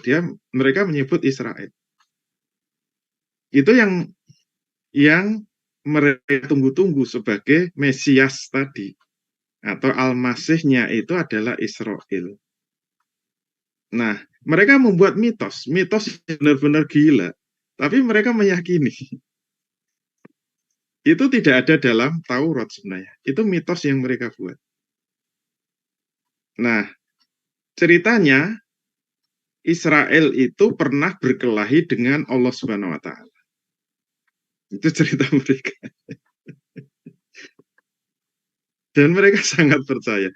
Jadi Israel itu berantem sama Allah, gelut sama Allah, ternyata Allah kalah melawan Israel. Nah, karena Allah kalah, maka Allah berjanji akan memberikan hadiah kepada Israel. Ya, karena kalah kan harus bayar hadiah itu, bayar upeti istilahnya. Apa janji Allah kepada Israel? Akan memberikan tanah yang dijanjikan. Yang tadi disebut Ustadz Ali Akbar itu. Apa tanah yang dijanjikan itu? Adalah tanah Palestina. Nah, tanah yang dijanjikan itu nanti menjadi tempat turunnya Israel sebagai nabi terakhir, nabi yang akan membawa kemenangan penyelamatan bagi bangsa Bani Israel tadi gitu. Nah, Israel itu mau turun di tanah yang dijanjikan dengan 5 syarat. Yang kalau 5 syarat itu tidak dipenuhi, Israel nggak akan turun. Dari 5 itu 4 sudah terpenuhi, tinggal 1. Syarat yang pertama, seluruh entitas Yahudi harus hijrah ke Palestina. Tadi daftarnya sudah ditunjukkan Ustadz Ali Akbar. Itu syarat yang diminta oleh Israel dari mitos yang mereka buat. Seluruh bangsa Yahudi yang terdiaspora di seluruh dunia itu harus hijrah ke tanah Palestina. Syarat kedua, ketika mereka sudah sampai di tanah Palestina, mereka harus menanam pohon gorgot. Harus menanam pohon gorgot dan menghijaukan seluruh tanah Palestina dengan pohon gorgot. Dan ini sudah mereka penuhi. Kalau dilihat dari atas sudah menghijau dengan pohon gorgot. Yang ketiga syaratnya adalah, nah ini yang juga sudah mereka penuhi adalah harus memerangi bangsa Babilonia. Nah, bangsa Babilonia itu adalah kalau sekarang bangsa Irak. Karena dulu ceritanya bangsa Irak atau Babilonia itu pernah memerangi Bani Israel pada abad ke-5, sekitar 500 Masehi. Pernah membantai bangsa Bani Israel tadi. Dan sudah mereka penuhi dengan serangan Amerika ke Irak yang sampai menghabisi 1 juta penduduk Irak dengan perang Irak oleh Amerika. Itu kan utusannya Yahudi Israel tadi. Itu yang ketiga. Yang keempat, ini juga sudah terpenuhi, yaitu Yahudi harus membuat tata dunia baru. Menurut milah mereka. Bukan menurut agama mereka, tapi milah Yahudi. Dalam bidang politik, ekonomi, sosial, budaya harus diatur dengan tata dunia baru. Dalam bidang politik, sudah dibuat melalui pemikir-pemikirnya, orang-orang Yahudi seperti ada J.J. Rousseau, ada Thomas Aquinas, ada Montesquieu dan sebagainya, untuk menggagas sistem politik demokrasi. Dalam bidang ekonominya ada Adam Smith, ada Karl Marx yang juga turunan Yahudi. Kemudian dalam bidang sosial ada Sigmund Freud yang menggagas teori-teori psikologi dan seterusnya. Dan sekarang dunia sudah tunduk pada tata dunia baru buatan Yahudi. Tinggal satu yang belum. Ini yang membuat Israel nggak mau turun, yaitu Israel minta buatkan Solomon Temple atau kuil Sulaiman. Kuil Sulaiman. Nah, kuil Sulaiman itu syaratnya harus didirikan di Masjidil Aqsa. Tepat di Masjidil Aqsa, dan syarat berdirinya harus dari bawah. Jadi kuil itu harus dibangun dari bawah, kemudian dimunculkan ke atas. Nah, makanya untuk memenuhi keperluan itu dibuat masjid yang orang mengira itu Masjidil Aqsa, yang kubahnya itu emas. Nah, kubahnya emas itu bukan Masjidil Aqsa. Yang Masjidil Aqsa itu yang kubahnya hijau tua itu, hijau gelap itu.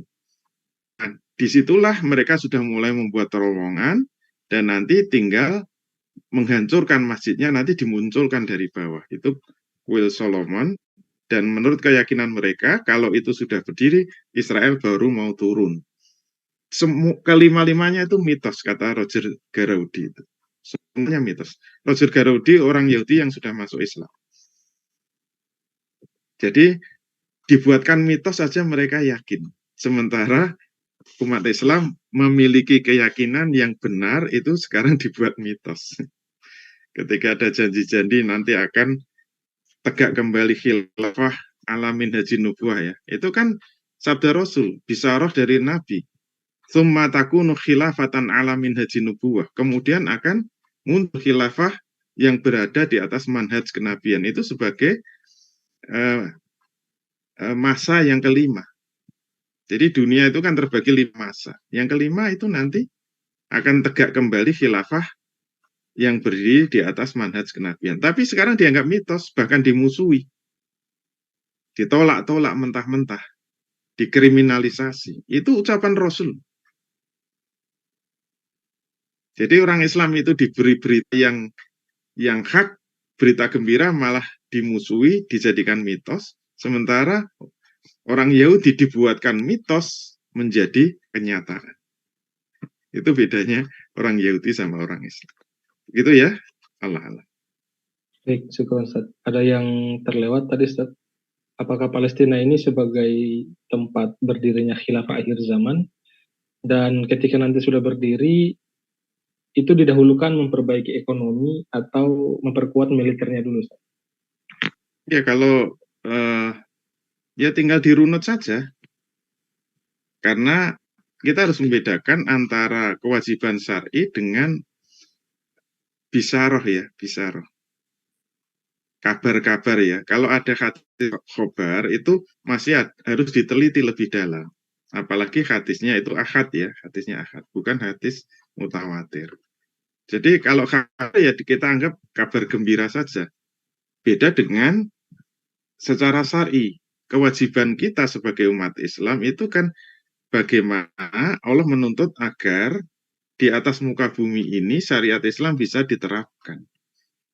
Dan itu memang syariat Islam itu kan ada yang terkait dengan amal ubudiyah ya, amal ibadah seperti sholat, puasa, haji itu syariat Islam yang hubungannya manusia dengan Allah secara langsung. Ini tidak memerlukan keberadaan negara.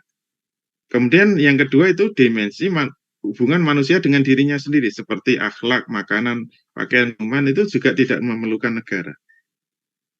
Tapi yang dimensi 3, hubungan manusia dengan manusia lain seperti sistem pemerintahan, sistem ekonomi, sistem sosial, sistem budaya, politik ekonomi, sistem pendidikan dan sebagainya itu memerlukan negara. Oleh karena itu tugas kita mewujudkan di mana saja negara yang mau menerapkan itu, itulah yang disebut dengan daulah Islam atau daulah khilafah.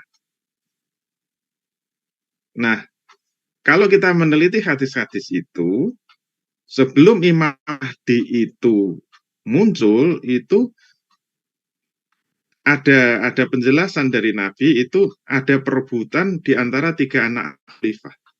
Kemudian akhirnya kekuasaan diserahkan pada Imam Mahdi. Itu kesimpulannya apa? Sebelum Imam Mahdi diutus, itu sudah ada kekhilafan terlebih dahulu. Sudah ada kekhilafan. Dan kekhilafan itu di mana muncul pertamanya sebagai khilafah alamin haji nubuwah yang kedua, itu tidak ada penjelasan. Tetapi Imam Mahdi akan muncul dari Baitul Maqdis. Ya itu tinggal dirunut saja. Tapi setelah kekhilafan sudah ada. Terus mana yang harus dilakukan terlebih dahulu? Kewajiban khalifah itu adalah menerapkan hukum Islam secara kafah. Berarti hukum Islam itu meliputi pemerintah, ekonomi, sosial, budaya, pendidikan, termasuk militer secara kafah. Tidak boleh pilih-pilih. Nggak bisa namanya Islam itu ekonomi dulu, politiknya nggak bisa. Politiknya dulu, ekonominya enggak, militer dulu, ekonominya enggak bisa. Kita punya militer yang kuat kalau ekonominya kuat. Ekonomi itu enggak bisa kuat kalau politiknya enggak benar gitu loh. Berarti antara politik, ekonomi, sosial, budaya, militer itu terkait semua, termasuk pidana. Ya nanti kalau Islam berdiri ya itu, yang penting syariat Islam itu diterapkan. Setelah berdiri dalam diri tugas kekhilafan itu adalah futuhat. Sebagaimana yang dicontohkan Rasul, futuhat. Dengan menggabungkan negeri-negeri Islam, kemudian melakukan dakwah ke negeri-negeri Darul Kufur. Gitu ya. Allah. Baik, insya Allah clear ya, Bu Nida. Yang Ibu Suparti ini insya Allah sudah terjawab tadi ya, soal Israel dan Yahudi itu seperti apa. Berikutnya dari Pak Adi Supratman, Ustaz. Mohon penjelasan siapa itu Hamas. Ada beberapa pandangan miring tentang Hamas sebagai Syiah dan gerakan Hizbiyah. Itu seperti apa, Ustaz, kira-kira yang benar, yang valid? Iya, tadi sudah kita sampaikan, rakyat Palestina sendiri kan terbagi. Ada sebagian yang sudah pasrah, nurut dengan solusi 2 negara, tapi ada yang tidak mau. Tidak mau dengan solusi 2 negara, maunya ya Israel harus diusir, dihilangkan. Nah, kelompok masyarakat yang menganggap Israel itu penjajah yang harus diusir, harus dihilangkan, itulah yang kemudian dilokalisir di Gaza itu. Sedangkan yang di tepi barat itu kelompok-kelompok, ya mohon maaf disebutnya kelompok nasionalis yang setuju dengan solusi 2 negara. Sementara yang tidak mau itu dilokalisir di Gaza, yang tadi disebut sebagai penjara besar itu. Mereka dipenjara sebenarnya. Nah, yang namanya manusia kalau sudah ditindas di penjara kayak gitu, kalau diam saja menurut pandangan Islam itu kan dosa. Hukumnya fardhu ain kalau negara itu dijajah untuk mengangkat senjata. Fardhu ain itu hukumnya sebagai jihad difa'i. Jika jihad difa'i itu jihad untuk membela diri karena dijajah. Itu seperti yang diserukan oleh Kiai Haji Hasyim Asy'ari dulu, yang dikenal dengan resolusi jihad. Tanggal 21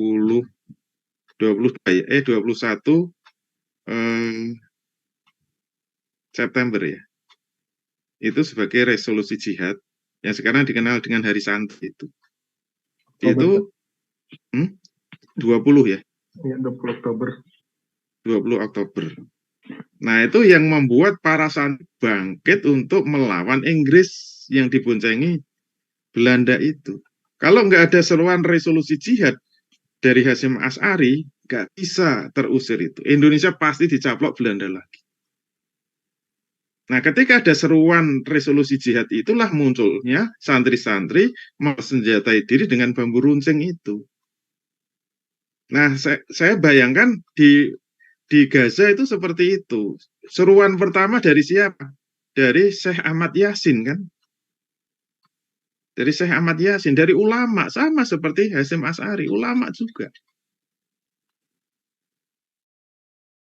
Ketika ada seruan untuk jihad mengusir Israel, muncullah pemuda-pemuda yang mempersenjatai diri. Mungkin dulu hanya dengan seruan intifadah kan?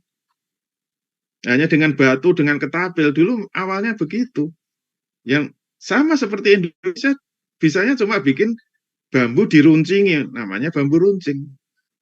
Tapi setelah berani melakukan perawanan, akhirnya kan bisa merebut senjata, bisa merebut tank dan sebagainya, akhirnya mulai punya senjata. Sama dengan intifadah. Kan intifadah dulu oleh Syekh Ahmad Yasin itu dimulai dari batu. Dulu dari batu. Akhirnya mereka mulai mengorganisir, mulai tertata rapi, mulai dibentuklah Hamas itu. Dan mulai bisa mempersenjatai diri, mulai bisa mendapatkan rampasan-rampasan perang, dan mulai bisa beli senjata lewat selundupan-selundupan. Nah, kebetulan yang mau membantu senjata itu malah Iran gitu loh. Yang banyak membantu itu Iran. Makanya kemudian Hamas dituduh beraliran Syiah. Tapi negara-negara yang katanya ahlu sunnah, seperti Mesir, Arab Saudi, Yordania, mana bantuannya? Kok malah justru Iran? Harusnya kan malah yang bertetangga dengan Mesir. Kenapa nggak membantu? Bantunya cuma obat-obatan. Dan itu paling senjata-senjata organik kan. Padahal misalnya kalau dibantu kayak zamannya Afghanistan dulu. Kalau Afghanistan dulu kan ketika melawan Uni Soviet, Amerika bantu, makanya diberi Stinger dulu kan. Rudal panggul itu. Itu yang bisa merontokkan pesawatnya Uni Soviet. Helikopter, pesawat. Coba bayangkan kalau Hamas dikasih itu saja ya. Rudal yang dipandu dengan inframerah itu. Ya pesawat Israel nggak bisa sembarangan melumatkan Gaza. Itu karena pakai infrared itu. Itu sudah lumayan. Selesai itu sebenarnya kalau mau. Nah, itu sejauh yang saya tahu tentang munculnya Hamas. Gitu ya. Baik, insya Allah terjawab ya, Pak Adi. Berikutnya pertanyaan dari YouTube dulu, Ustaz. Ada Mr. Oyabun. Assalamualaikum, Ustaz. Izin bertanya, apakah Mesiah yang dimaksud Israel itu adalah Dajjal? Karena sering dikaitkan dengan mitologi Dewara Mata Satu. Apa firman sore Illuminati juga itu bagian daripada skenario Israel, Ustaz? Ya, silakan dibaca bukunya Roger Garaudi ya. Yang dimaksud Mesias itu Israel. Tapi kalau dari Taurat yang asli, karena Taurat kan kayak Injil nasibnya itu sudah banyak diacak-acak gitu. Kalau Tauratnya asli yang disebut Nabi akhir zaman yang terakhir yang menjadi penyelamat, juru selamat atau Al-Masih itu adalah jelas disebut namanya Muhammad, anaknya Abdullah, ciri-cirinya sampai ada stempel kenabiannya itu disebutkan kok di dalam Taurat dan Injil. Jadi yang disebut Israel. Nah, Israel itu siapa ya? Mungkin mereka mencoba membuat gambar-gambar apakah Israel itu bermata satu dan sebagainya. Itu suka-suka mereka, namanya juga mitos. Maksudnya itu perlu mitos untuk bangkit, untuk semangat, untuk bersatu, itu diperlukan mitos gitu loh. Mitos saja bisa menyatukan kok. Misalnya kalau di Jogja dibuat mitos ada mak lampir yang bisa melawan Nyai Roro Kidul misalnya. Kalau itu percaya kan jadi bangkit itu. Mitos melawan mitos. Gitu ya Allah. Ya, baik Ustaz. Itu judulnya The Last Messiah, Ustaz ya. Roger Garaudi, mungkin nanti bisa dicari, silakan, tentang Mesia terakhir itu yang dimaksud siapa. Beliau itu mantan Yahudi, sudah masuk Islam ya. Referensinya dari sana bisa dibaca lagi. Baik, ada tanggapan dari Ibu Lena Purba, silakan Ibu Lena. Kita sudah di penghujung waktu ya. Mungkin singkat saja langsung pertanyaan. Assalamualaikum Ustadz, saya mau bertanya. Di dalam Al-Quran dijelaskan terkait tentang perilaku Yahudi. Nah, yang menjadi pertanyaannya, apa sih kelemahan Yahudi itu biar supaya cepat dihancurkan? Masa mereka aja mau menghancurkan Gaza kan gitu Ustadz. Nah, yang menjadi pertanyaan kedua itu, yang mana terlebih dahulu? Tadi kan kita dengar dari teks bahwasanya Amerika membantu Yahudi. Yang mana dulu hancurkan, Amerika atau Yahudi terlebih dahulu Ustaz? Dan bagaimana tekniknya? Assalamualaikum warahmatullahi wabarakatuh. Waalaikumsalam warahmatullahi wabarakatuh. Kelemahan Yahudi dan siapa yang membantu Yahudi atau Yahudi yang membantu Amerika, Ustaz? Ya, Yahudi itu disebut dalam Quran sebagai bangsa yang memang di atas rata-rata punya keunggulan, kehebatan. Ya, kalau kita lihat sekarang brilian lah. Siapa yang punya ide membuat perbankan pertama? Orang Yahudi. Siapa yang punya ide membuat pasar modal, pasar saham? Orang Yahudi. Siapa yang punya ide membuat sosmed pertama? Facebook dan sebagainya? Orang Yahudi. Siapa yang punya gagasan membuat mata uang dunia? Orang Yahudi. Brilian mereka. Dolar itu yang mencetak adalah Federal Reserve. The Federal Reserve itu bank sentral Amerika. Federal Reserve itu milik swasta, bukan milik negara Amerika. Bank sentral yang mencetak dolar Amerika. Dan pemilik bank sentral Amerika itu hanya 6 orang. 6-6-nya adalah Yahudi. Jadi super brilian. Yang bisa mengalahkan Yahudi itu hanya kalau kita mau mengamalkan Al-Quran. Yang tahu kelemahan Yahudi hanya Al-Quran. Jadi kalau umat Islam mau mengalahkan Yahudi, kuncinya cuma satu, amalkan Quran. Tapi secara kafah, Nah, pengamalan Al-Quran secara kafah tidak bisa, kecuali ada institusi negara. Dan negara yang bisa mengamalkan Al-Quran secara kafah hanya satu, yaitu khilafah. Kalau nggak khilafah, nggak bisa kafah. Dijamin. Oleh karena itu, kalau mau mengalahkan Israel, entitas Yahudi itu hanya dengan gaknya khilafah dulu. Terus nanti yang akan diselesaikan yang mana dulu? Ya, serahkan aja pada khalifahnya. Mau yang duluan mana gitu. Nggak ada masalah kok. Ini karena hanya pilihan. Jadi futuhat itu kan dimulai dari yang paling dekat. Kalau ancaman terbesar Amerika, ya ke Amerika dulu juga nggak apa-apa. Karena itu kewenangan penuh di tangan khalifah. Yang berhak memerintahkan jihad itu hanya khalifah. Jihad yang hujumi ya. Jihad yang ofensif. Kalau defensif, nggak perlu ada khalifah. Tapi kalau hujumi harus atas perintah khalifah dan terserah khalifah. Gitu ya, Allah. Baik, terjawab ya Bu Lena, insyaallah. Terima kasih. Alhamdulillah. Kita sudah di penghujung waktu 9.36 atau 21.36. Mungkin langsung ke pertanyaan kunci Ustaz terkait dengan Palestina ini kapan benar-benar bisa bebas dari penjajahan, dan kalau memang sudah diketahui yaitu jihad dan khilafah, apakah mungkin di era sekarang khilafah itu bisa kembali tegak, karena sebagian keraguan Muslim itu padahal bukan mitos tadi ya, tapi bisaroh, kita ini kan sekitar 57 negara Muslim katanya. Itu untuk menjadi satu negara itu kira-kira prosesnya seperti apa Ustaz, jika itu memang menjadi solusi, dan ternyata memang Palestina juga solusinya adalah itu satu-satunya, nggak ada yang lain Ustaz. Bagaimana Ustaz? Sekaligus closing statement mungkin.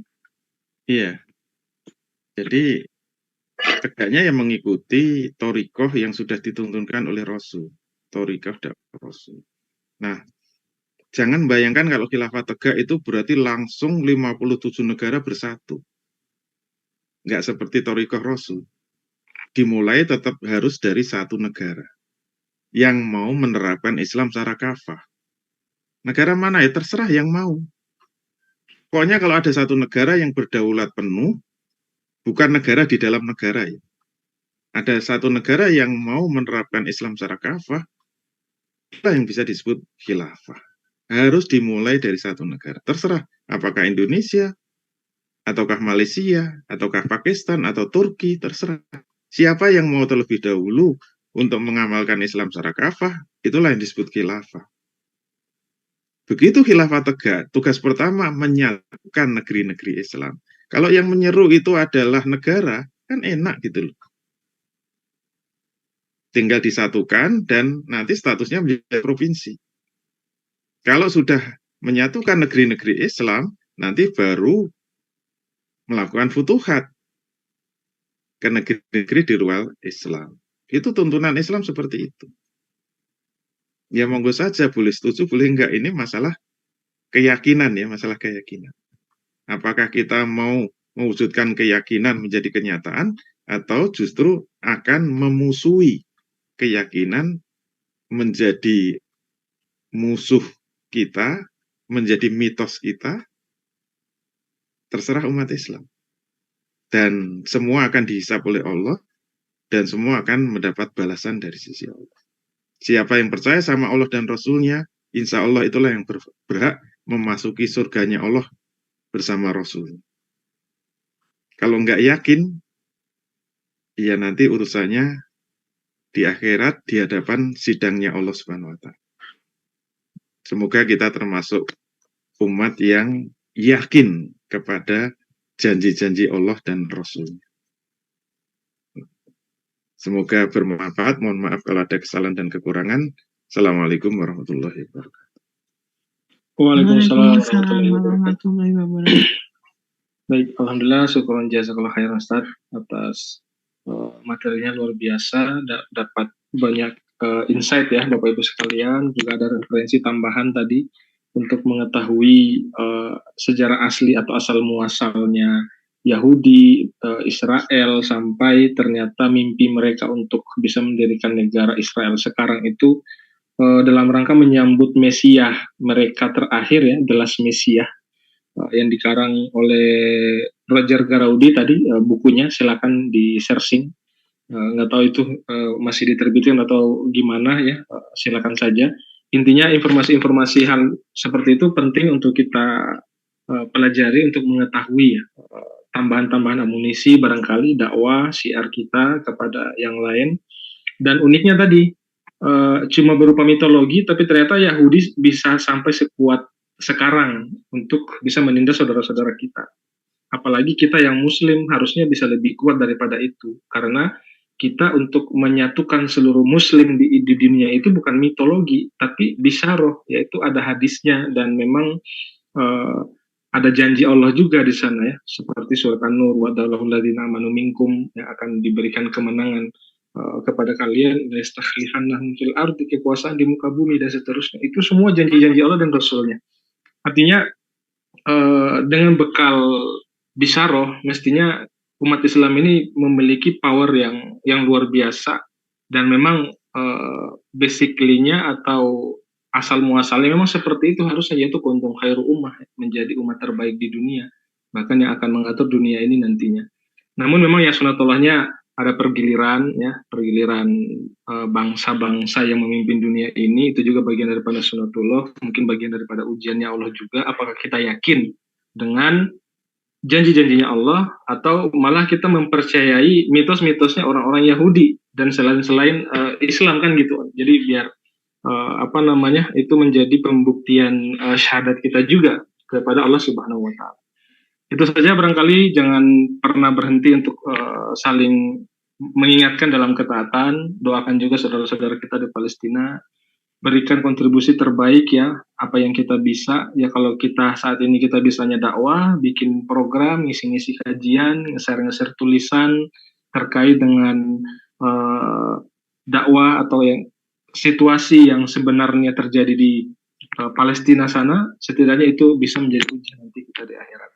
Syukron jazakumullah khairan atas partisipasinya Bapak Ibu sekalian. Insya Allah kita ketemu lagi di edisi berikutnya di Deep Talk ya, setiap Selasa malam. Insya Allah ada perubahan format untuk Deep Talk. Nanti kita jadikan 2 topik ya.